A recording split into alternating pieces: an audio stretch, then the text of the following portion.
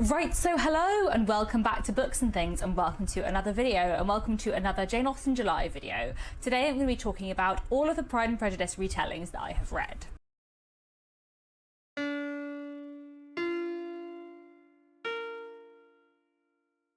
So I realised the other day that I have read quite a lot of Pride and Prejudice retellings. In fact, I have read, I think it's 17 Pride and Prejudice retellings. I don't think I've missed any, I might have forgotten one, but I think it's 17. So I thought today I would go through the Pride and Prejudice retellings I've read, what I liked about them, which ones worked the best for me. I was originally thinking that maybe I would tier rank these, but I think it's a bit hard to compare a modern Pride and Prejudice retelling that takes like the story of Pride and Prejudice and adapts it into the modern day, and a historical retelling, like looking at a side character from Pride and Prejudice or something like that. And I also think, like, would I be ranking them on how good they are as novels, or would I be ranking them on how good they are as Pride and Prejudice retellings, which is not necessarily the same thing.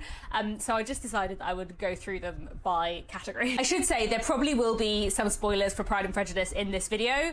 I think it's unlikely you're watching this video unless you've read or at least seen the film of Pride and Prejudice, because you're probably not interested in Pride and Prejudice retellings if you haven't, but there will be some spoilers here and there for Pride and Prejudice. So I'm going to start off with some historical retellings of Pride and Prejudice. And when I say a historical retelling, what I mean is a retelling of Pride and Prejudice that is set within the world of Pride and Prejudice, either like during the course of Pride and Prejudice or a little bit after Pride and Prejudice.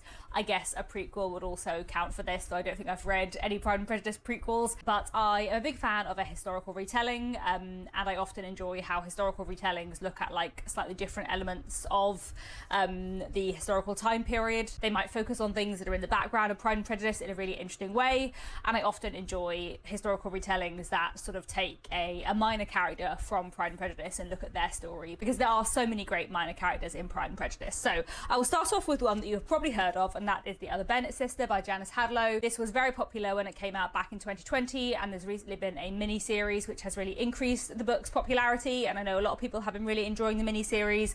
I am watching the mini-series at the moment. I haven't quite finished, but I did read this back in 2020, and I think it's a really interesting novel. This book takes the character of Mary Bennett from Pride and Prejudice and tells her story. The beginning is sort of during Pride and Prejudice, and then later on in the novel we sort of go beyond the scope of Pride and Prejudice and follow Mary throughout her life, her possibility of romantic relationships, and how she sort of comes more into her own when she's no longer under the shadow of her sisters. I really like The Other Bennett Sister. I think it's a really interesting novel with a fun story, really good writing, and I really like Mary's characterization. I will say that I didn't love The Other Bennett Sister quite as much as everyone else, and I also feel like I really enjoyed the reading experience of it, but like on reflection, there are quite a few problems I have with this book. One, I do think it's too long, and I don't think the pacing is perfect. Like, the editor in me thinks there are bits that could be taken out, but also I very much disagree with the interpretations of a couple of the characters from Pride and Prejudice in here, specifically Charlotte Lucas and Mrs. Bennett.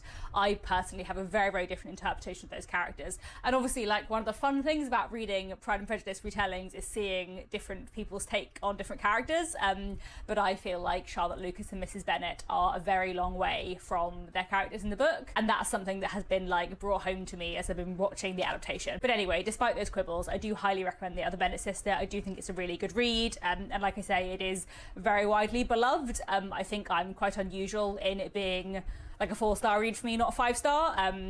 And I do think it is a really enjoyable book. Talking of books about neglected Bennett sisters, one novel I read a few years ago and really loved was What Kitty Did Next by Carrie Cableen. This tells the story of Kitty Bennett, the 4th Bennett sister, and is a sequel to Pride and Prejudice, in which we follow what Kitty does next, how she sort of comes into her own when she is no longer constantly in Lydia's company, how she comes to see Lydia a little bit more clearly, how she makes new friends and meets new people, and ends up befriending Mr. Darcy's sister Georgiana. We watch Kitty really come into her own in a really lovely way. I really, really loved What Kitty Did Next when I read it a few years ago, and I had like no qualms with any of the characterization. I thought it worked really well alongside Pride and Prejudice, and I would highly, highly recommend it. I think if you liked The Other Bennett Sister, you'll probably really like What Kitty Did Next, and I feel like it's much less spoken about. Next, working my way down through the Bennett siblings, I wanted to recommend a Lydia retelling, and that is Mrs. Wickham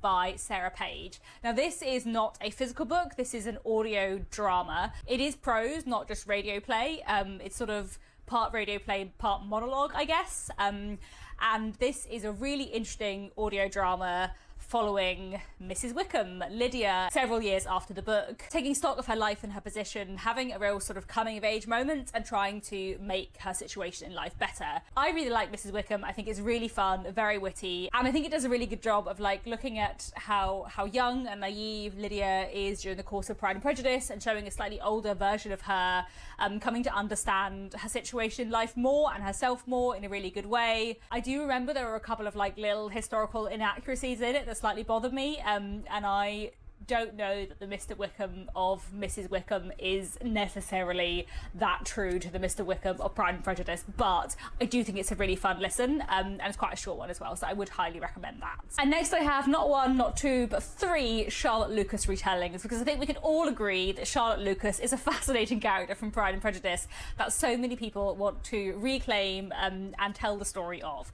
So I will go in the order that I read them. Two of these randomly I worked on as an editor. I've very much enjoyed working on two Pride and Prejudice retellings during the course of my career as an editor, both of which are Charlotte Lucas retellings. And the first is Charlotte by Helen Moffat, which tells the story of Charlotte Lucas several years after the end of Pride and Prejudice. We're following her in the immediate aftermath of the death of one of her children, the pain that she and Mr. Collins share, and what happens when she goes to stay at Pemberley and meets a young musician there. It is a really powerful, clever novel that just works perfectly. It's such a wonderful read, and I highly, highly recommend it. And I also highly recommend Introducing Mrs. Collins by Rachel Parris, which is newly out last year. This is another Charlotte Lucas retelling following Charlotte Lucas in her married life and her finding, you know, a passionate side to herself that she maybe thought she didn't have. I love the characterization in Mrs. Collins. I feel like all of the characterization is very true to Pride and Prejudice, and Rachel Parris really wonderfully like delves into the psyche of Charlotte Lucas and Mr. Collins and Colonel Fitzwilliam. We see a lot of Colonel Fitzwilliam in this book, and one thing I really love about Introducing Mrs. Collins is how it looks at Colonel Fitzwilliam's role in the army and the Napoleonic Wars, and the sort of trauma of the Napoleonic Wars at this point in time, because the Napoleonic Wars are always like there in the background of Pride and Prejudice. Why else is there a militia in Meryton? There is a militia there because Britain is at war, but it's never spoken of really, and I feel like the way Introducing Mrs. Collins deals with that is really, really great. And then finally, a book I have just finished the other day. This is The Unlikely Pursuit of Mary Bennett by Linz MacLeod. This is a novel about Charlotte Lucas some years after Pride and Prejudice, and what happens when Mr. Collins dies, leaving Charlotte a widow. She asks Elizabeth Bennet to come and stay with her for company, but Elizabeth's son is unwell, so she can't travel, and so in her stead she sends Mary Bennett, and Charlotte Lucas and Mary Bennett are maybe a bit attracted to each other, and a love story ensues. This is a romance novel, but it's also a novel about coming to understand yourself better, and looking at Charlotte wrestling with her sexuality at a time when that sexuality would not be widely accepted in society, and how it is a really complicated, slow process for her to come to terms with that. I thought this was really well done. As a romance, it's really sweet and fun and charming, but also the sort of identity plotline was handled really well, and really powerfully, so this one was great fun. Then the next book I want to mention is Longbourn by Jo Baker. This is probably another of the more famous books on this list. I am not quite sure whether or not this counts as a retelling about a side character or a minor character. I guess the servants in Pride and Prejudice are kind of side characters, but they're so very minor as to not even quite be full characters in Pride and Prejudice, though we do have a few names. So Longbourn is Pride and Prejudice from the perspective of the servants. It takes place during the course of Pride and Prejudice, but we are following the servants of the household, and specifically a maid called Sarah. I really love Longbourn. I think it's a really powerful, interesting novel that flips Pride and Prejudice in a really clever way and looks really interesting at class and social position and the day-to-day lives of working women at this point in time. I think Longbourn engages with Pride and Prejudice in a really fun way, taking things and flipping them and like shifting your perspective on certain moments in Pride and Prejudice. You know, in Pride and Prejudice we have the wonderful moment where Elizabeth walks to Netherfield because she wants to see her sister Jane. We're told that her dress is like several inches deep in mud, and in Pride and Prejudice that's a powerful moment of Elizabeth's independence and her love for her sister, and in Longbourn that is a real bother for the servants who have to clean her really muddy dress. And you know, in Pride and Prejudice, Mr. Collins is an annoying character in many ways, but in Longbourn we see that the servants like him because he is pleased and satisfied with everything, and he is praising everything about Longbourn, and this is really promising to them because he might one day be their master. And there's just lots of really clever things like that. I will say that I think Longbourn's interpretation of Mr. Bennett is not quite aligned with my interpretation of Mr. Bennett, but you know, in general, I think this is a really good read and definitely one I'd recommend. Then sticking with some historical retellings, but of a slightly different kind. Next, I want to mention Unequal Affections by Laura Olmstone. This is a really interesting sort of thought experiment novel, asking the question, what if Elizabeth says yes the first time Mr. Darcy proposes? What if Elizabeth decides that for her family and for security in life, she has to accept him? And this novel follows the course of their engagement, starting from that point of very unequal affections. I really love Unequal Affections. I think it's a really clever, fun, interesting thought experiment with some really interesting elements and some clever takes on Pride and Prejudice, because some things happen in the same way as Pride and Prejudice, some things happen in a different way. There's almost a sense of like some things in Pride and Prejudice being a bit inevitable, but some things also being able to be solved. And I really, really love how it works and how we see Elizabeth slowly come to understand Mr. Darcy more over the course of this novel, but also he hasn't gone on the same character arc that he has by the time they get engaged in Pride and Prejudice, so he has his arc to go on too. Basically, I think Unequal Affections is great. However, I feel like nearly everyone I recommend it to doesn't really like it. I feel like I've heard so many negative things about Unequal Affections from so many people, even though I recommend it all the time. So take my recommendation with a pinch of salt. I think it's great. If you like the sound of the idea, give it a go, but I do feel like a lot of people haven't really enjoyed it, and maybe it's just me, but personally I thought this was excellent. Then I have some historical crime retellings. So the first is Death Comes to Pemberley by P.D. James.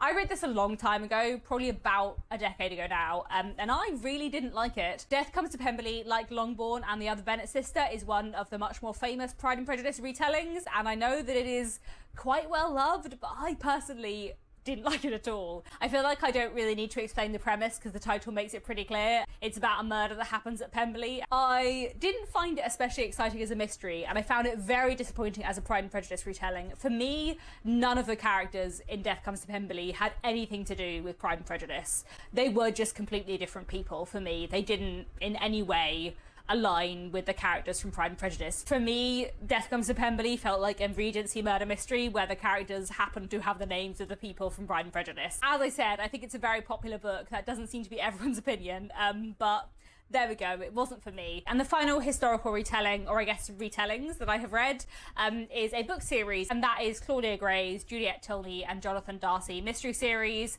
which is about the son of Elizabeth and Mr. Darcy and the daughter of some characters from Northanger Abbey teaming up to solve murder mysteries together. So Claudia Gray's series is not just a Pride and Prejudice retelling, it is a retelling of all Austen books, and characters from lots of different Austen books feature in it and come together. So in the first book, The Murder of Mr. Wickham, it's set in Highbury from Emma, and there is a big house party when Mr. Wickham turns up uninvited and is killed.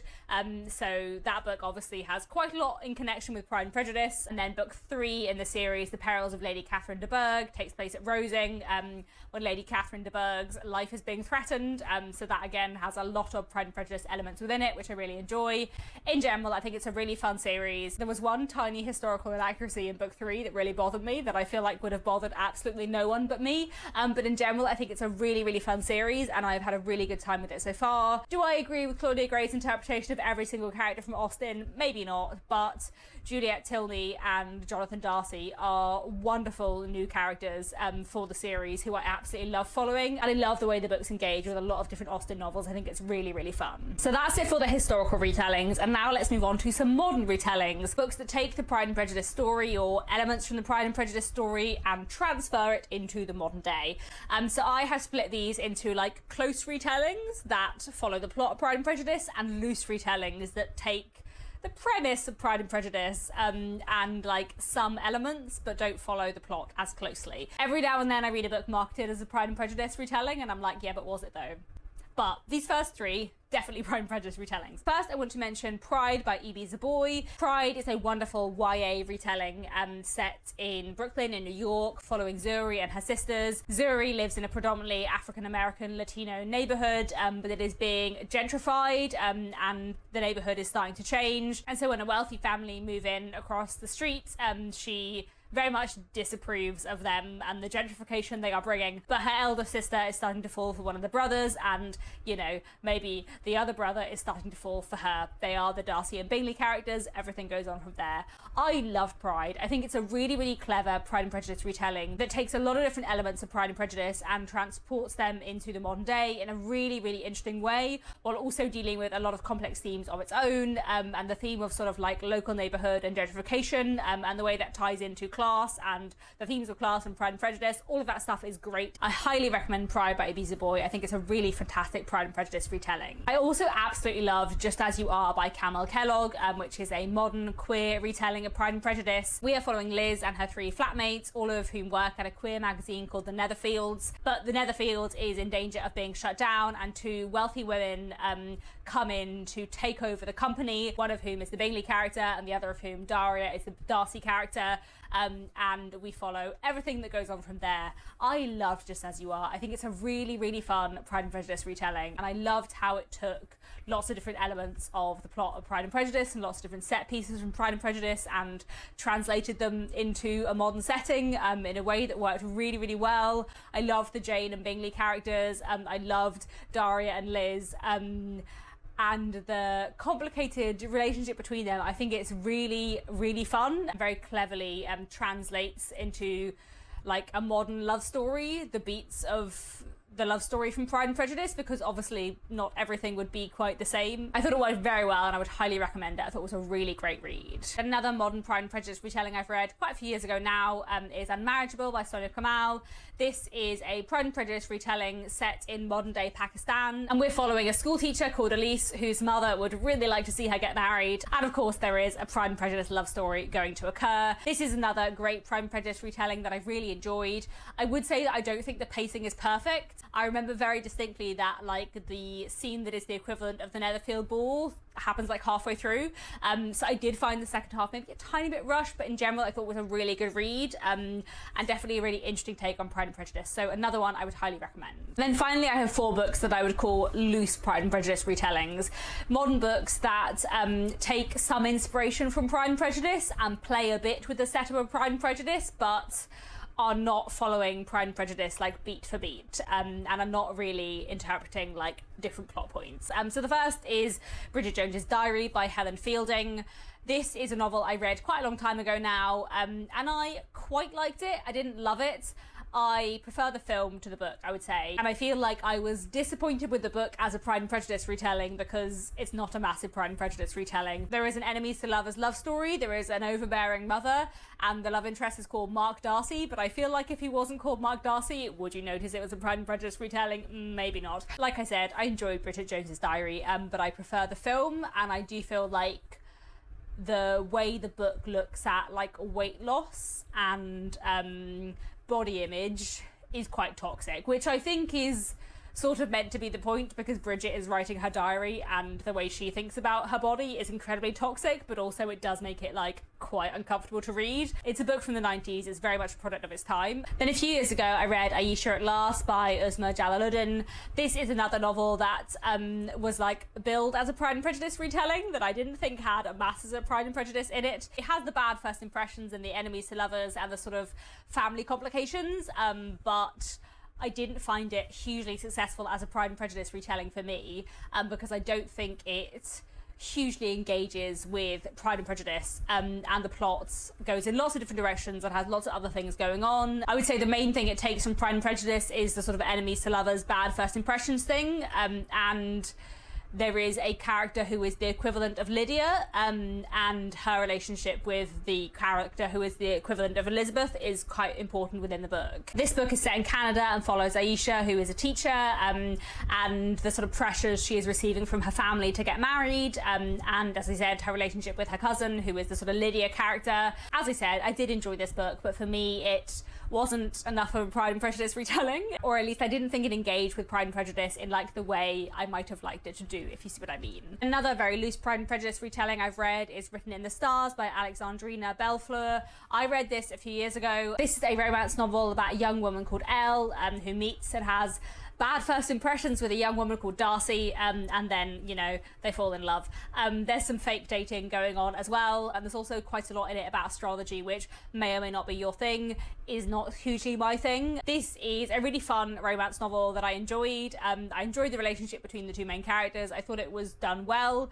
I don't think it's massively a Pride and Prejudice retelling. Again, a bit like Bridget Jones's Diary. If one character wasn't called Darcy, would you notice that it was a Pride and Prejudice retelling? Maybe not. I think it's been very loosely inspired by Pride and Prejudice, and it's a fun read regardless. And finally, I have one more loose Pride and Prejudice retelling to mention, and that is Sophia Khan is Not Obliged by Aisha Malik. Now, this is not a book that is particularly marketed as a Pride and Prejudice retelling, though it is occasionally marketed as a book in conversation with Bridget Jones's Diary. But I think it is as much of a Pride and Prejudice retelling as Bridget Jones's Diary, and a better one. And I think it's a really fantastic book, so I thought I would mention it in this list anyway. Sophia Khan is Not Obliged.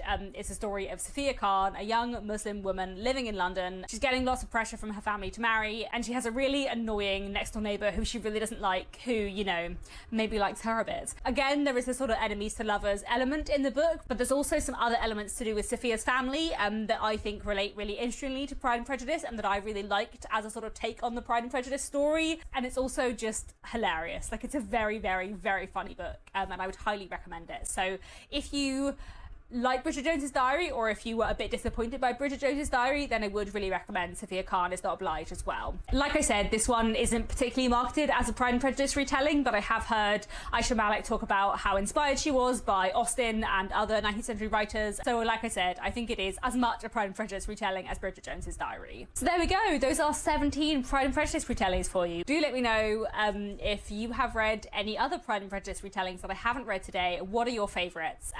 I should say what my favourites are of the ones I spoke about today, shouldn't I? I would say that, looking back through my list, my favourites would be Charlotte by Helen Moffat and Introducing Mrs. Collins by Rachel Parris. Though I do always have, you know, a soft spot in my heart for novels I've worked on editorially. What Katie Did Next by Carrie Cableen is great as well. I also really love Pride by Ibi Zoboi and Just As You Are by Camille Kellogg. And Sophia Khan is Not Obliged is a fantastic novel as well. Those are probably my favourites from the list. But, you know, with the exception of Death Comes to Pemberley and maybe Bridget Jones's Diary, it is a pretty strong list. And I do recommend many of these books. So let me know your favourite Pride and Prejudice retellings down in the comments. Otherwise, that's all for now. Thanks very much for watching, and I'll be back very soon with another bookish video.